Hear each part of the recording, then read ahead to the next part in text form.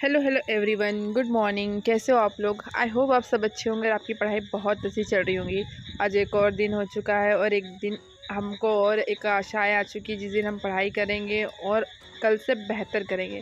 आप हर दिन ऐसा सोच कर जाइए कि आज मेरा पिछले कल से बेहतर होगा, मतलब मैं पिछले कल से कुछ अच्छा करूँगी। ऐसा सोचकर ही दिन की शुरुआत करनी चाहिए।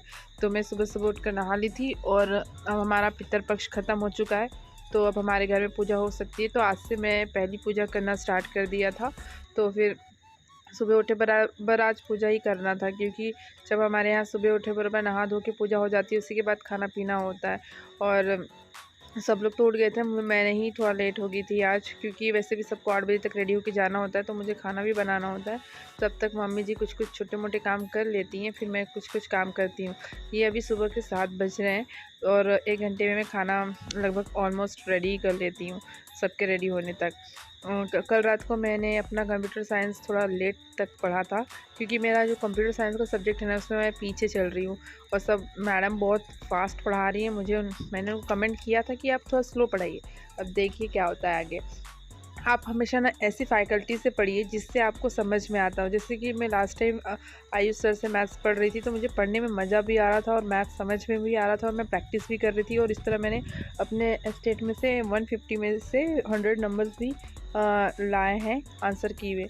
अगर आपका टीचर फेवरेट नहीं होता है ना, तो आपको पढ़ने में भी मन नहीं लगता और आप उसका ऐप भी नहीं खोलते। जैसे मैंने इस बार आयुष सर का बैच छोड़कर अमरजीत सर बहुत ही फेमस चल रहे थे उस समय, तो उनका ले लिया बैच। लेकिन मुझे ना उनका कुछ भी समझ में नहीं आ रहा। एक तो वो बहुत ही हिंदी यूज़ करते हैं, मतलब इंग्लिश तो यूज़ करते हैं, बट जैसा आयुष सर पढ़ाते हैं मुझे ज़्यादा इंग्लिश प्रेफर करने की आदत है और हिंदी ज़्यादा होता है, तो इसकी वजह से मुझे वो समझ में नहीं आता है। आप लोग के साथ भी ऐसा होता है क्या? मुझे कमेंट में ज़रूर बताइएगा। तो इसलिए हमेशा अपना टीचर अच्छा सिलेक्ट कीजिए। जो जो उसमें मैंने अमरजीत सर का जो अर्जुन बैच है वो भी ले लिया, और जो मतलब थ्योरी और कंसेप्ट दोनों साथ में होता है वो बैच भी ले लिया।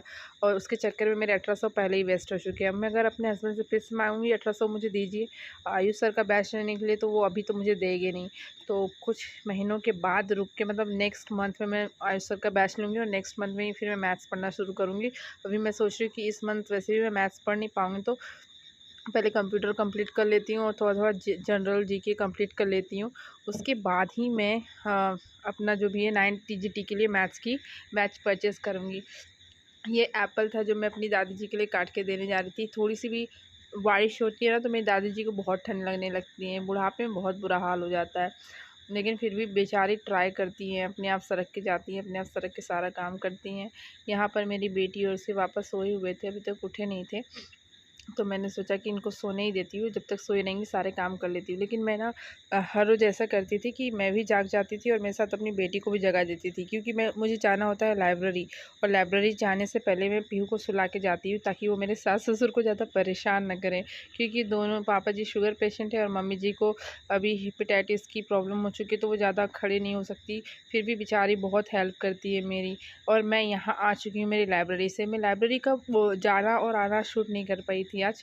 और लाइब्रेरी में घुसने के बाद मैं अपने फ़ोन को सोचती हूँ कि लीगली यूज़ करूँ, जिस चीज़ के लिए मैं लाइब्रेरी में गई हूँ वही चीज़ करूँ।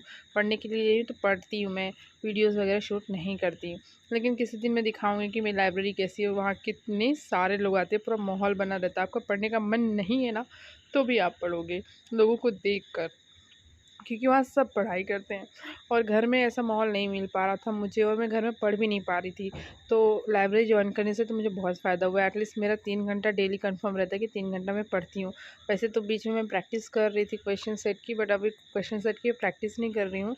पर मेरे हस्बैंड बोलते हैं कि जीके जीएस की तुम रोज़ 1 घंटा प्रैक्टिस किया करो। वैसे वो सच बोलते हैं, क्योंकि हर रोज़ प्रैक्टिस करने से कुछ ना कुछ आइडिया आता है। हर रोज़ एक सेट सॉल्व करना चाहिए। बट मैं नेक्स्ट मंथ तो अब आने ही वाला है, अक्टूबर से हर रोज़ एक प्रैक्टिस सेट लगाने वाली हूँ। और मेरे टेबल की हालत देख रहे हो कितनी गंदी हो रखी है, इसको क्लीन करूँगी। और अब रात के 9:30 बज चुके हैं, मैं पढ़ना स्टार्ट करूँगी। मेरी बेटी सो चुकी है। और देख रहे हैं, मैं नोटिस बोर्ड जब से मैंने आयुष सर को छोड़ा तब से नोटिस बोर्ड मेरा कभी भरा ही नहीं। इसके साथ मिलते हैं नेक्स्ट वीडियो में। Bye bye guys.